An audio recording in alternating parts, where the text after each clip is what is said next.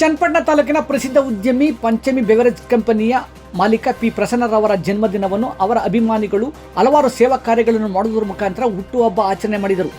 ನಗರದ ಶ್ರೀ ಕೊಲ್ಲಾಪುರದಮ್ಮ ಮಹಾಲಕ್ಷ್ಮಿ ದೇವಾಲಯದಲ್ಲಿ ಪೂಜೆ ಸಲ್ಲಿಸಿ ಸಾರ್ವಜನಿಕರಿಗೆ ಸಿಹಿ ವಿತರಣೆ ಮಾಡಿದರು. ನಗರದ ಸಾರ್ವಜನಿಕ ಆಸ್ಪತ್ರೆಗೆ ತೆರಳಿ ಒಳರೋಗಿಗಳಿಗೆ ಹಣ್ಣು ಹಂಪಲು ವಿತರಣೆ ಮಾಡಿದರು.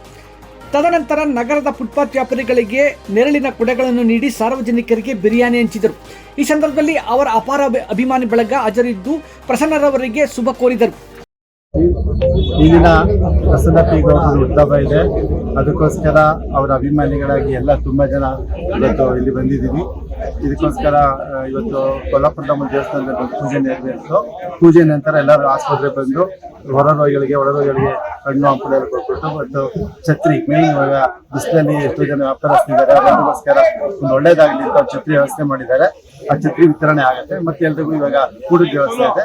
ಎಲ್ಲರೂ ಊಟ ರೆಡಿ ಆಗಿದೆ. ಊಟನೂ ರೆಡಿ ಮಾಡ್ಕೊಟ್ಟಿದ್ದೀವಿ. ಎಲ್ಲರೂ ಸೇರಿ ಅವ್ರ ಹುಟ್ಟಿದ ಹಬ್ಬಕ್ಕೆ ಒಂದು ಶುಭಾಶಯ ಕೋರಲು ಸೇರಿದ್ದೇವೆ.